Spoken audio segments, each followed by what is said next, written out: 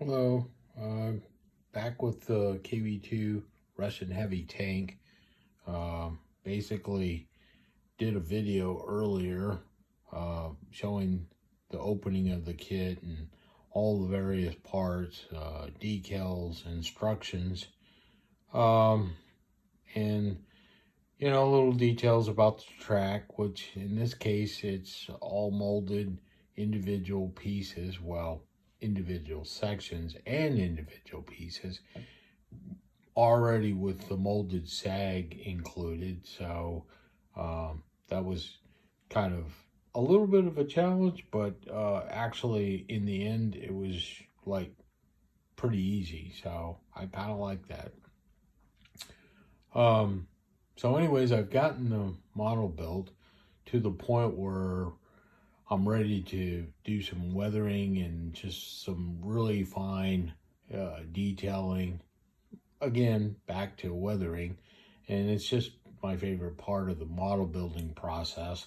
So there's a few exceptions where the antenna hasn't been installed, the headlight lens hasn't been attached, the cables I just attached earlier this morning, and they still have to be painted, and the crew member hasn't been basically attached. So as I pan over, here is the model as it stands right now, and as you can see, the light is on there but not the lens. And I've got the hatch open for the driver, gunner, and he's yet to be built and painted. There's a little port right there for the antenna. I've yet to make that. The cables are installed. Well, they're attached. Nothing's really glued down except the actual string on the cables. And then the little shackling device is just inserted, but it's not glued. I was just trying to guesstimate the length of the cable, so that's why that's like that. Back portion, as you can see, I got the little shackles on there. Hatch is closed. But yeah, everything else has basically been installed. Okay, so as far as the exceptions for some of the other areas where I've already added detail, is going to be with the track and the road wheels. I went ahead and got that all pretty much complete. And when I say complete, I'm always going to go back and add some more detail, but I don't know if you can see all this, but kind of got in there and got it weathered out, didn't throw any mud or anything like that. And that's not to say that that won't come later, but I wanted to get everything kind of attached just because of this massive fender that goes right on the top. And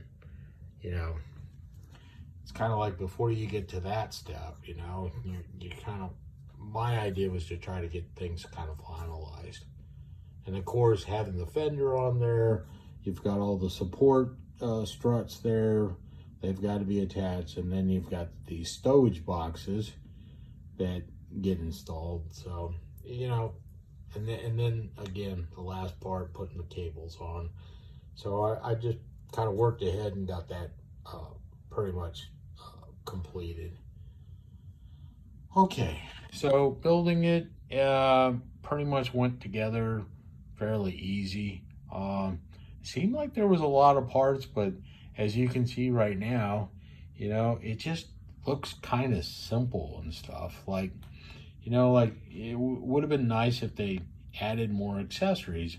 For example, the Pioneer gear, the shovel, the axe, I guess the idea is it's in one of the stowage boxes, I guess. I mean, maybe that makes sense instead of having to, you open up a lid and there's all it is, whereas, you have basically, German, U.S., all this stuff's attached at some various points and places on the tank and stuff. But there wasn't any of that detail.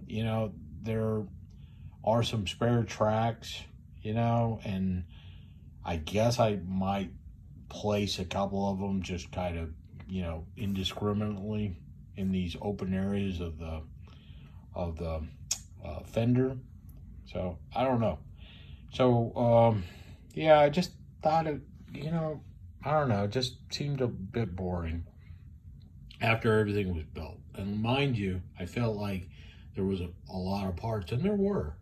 But so what are some of the issues that I had? Well, one of the things that I noticed, and you can kind of see the tank shake a little bit, and that's because right here on the aft portion, it's not setting correctly, and I'm not quite certain why. I know my wheels and idlers and all the other various parts are installed correctly. Now, one of the issues that I had was the track, and as I told you, there were certain sections, like this whole top section, which runs from the front all the way to the back with the sag, which was naturally molded in, that's all one piece. And then at the bottom, running from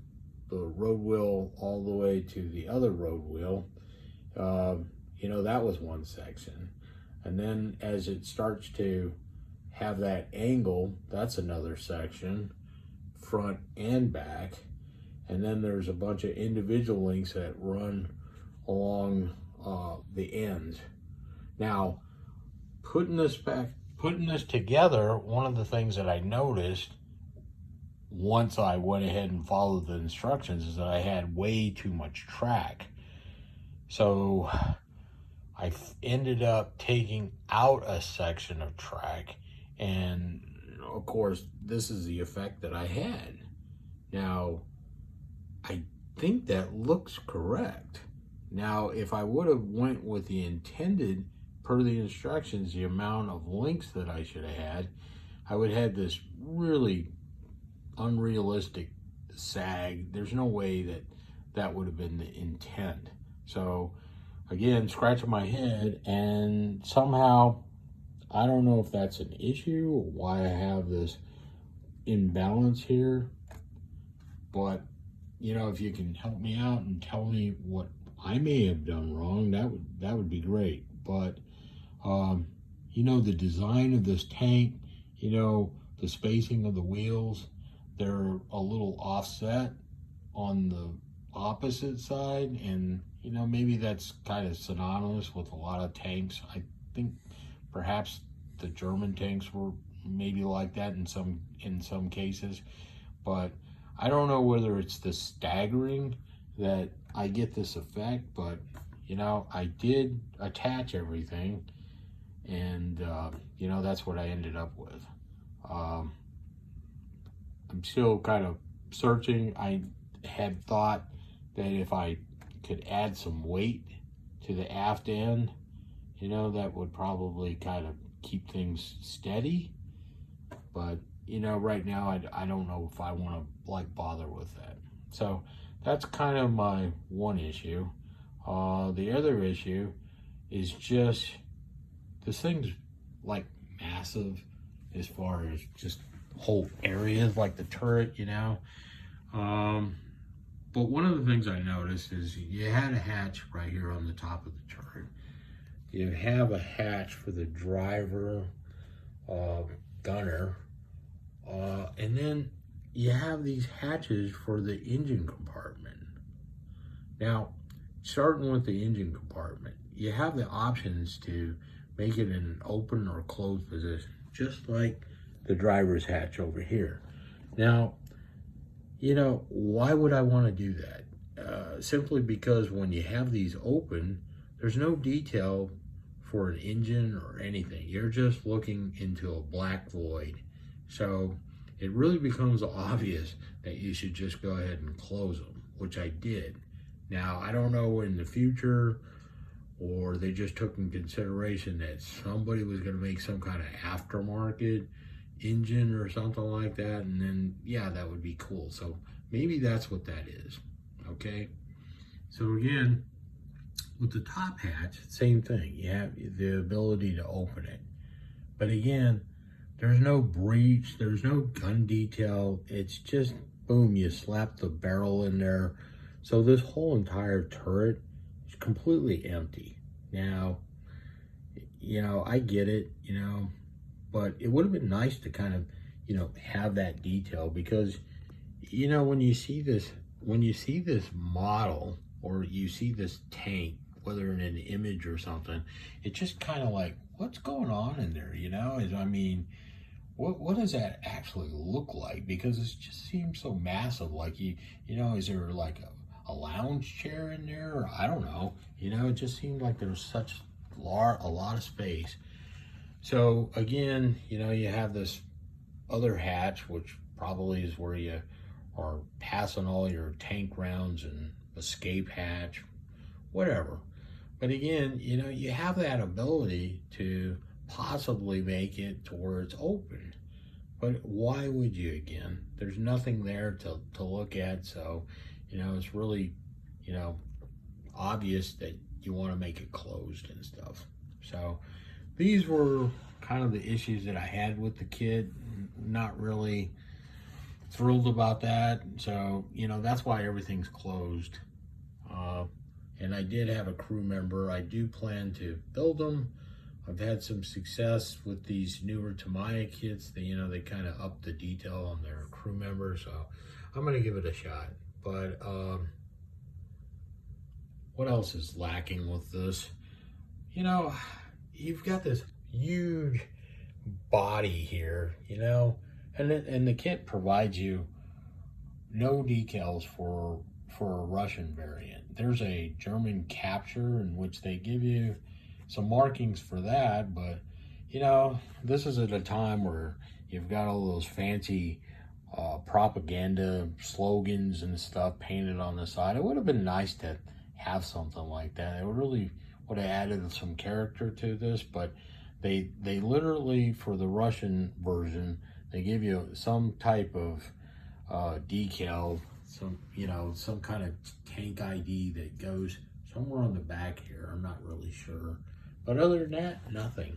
So, a little disappointing. I did try to look for some aftermarket decals, and surprisingly, there were very few choices and very expensive. So, it's one of those things that when I had the idea about building this, you know, I thought, you know, all the other stuff would kind of follow. And of course, when I built this, knowing the whole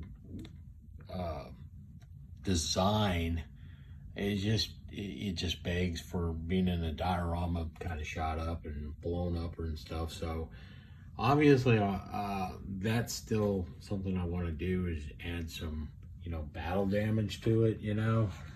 I'm a little scared to put an actual tank round in there. I don't want to have it destroyed, but I think I might just go to the point where I'm putting some shallow impacts from, you know, low caliber rifle rounds, or just something to where, you know, it wasn't able to penetrate the armor, just getting it kind of messed up and stuff. I do plan to heavily weather it and stuff. So again, this is where I'm at right now. This is kind of like the ideal portion, the best part of my model building process and stuff. So I think I already mentioned about the road wheels. So, you know, when I come back and I get everything all weathered out, yeah, I'm gonna go over that area and stuff, and maybe add some mud or something. But I don't know. I'm gonna get back on the internet and, you know, look at some more pictures and stuff. But that's where I'm at with this, and I thought I would kind of share it with you. Again, if you've got any answers to some of the dilemmas that I've come across, especially with the balance with the way this thing sits, I'd be happy to hear it. Also, you know, if you want to see the next video when I get it all detailed out and weathered up and have the crew member attached, you know, subscribe. I'm not here to kind of make any kind of profit or, you know, beat around the bush. I'm just kind of like sharing with you just like anybody else would be. You know, I figured I'd give you an example. You know, you can scoff at my YouTube editing skills. I'm just using my iPhone, kind of antiquated actually, and, you know, I'm just letting it go. And, you know, if I say something, mispronounce something, oh well, you know, I'm not going to go back there and touch it up. Okay, so this is a KV-2 from Tamiya. This is where I'm at. So stay tuned, and get back with you with the final build. Take care. Bye.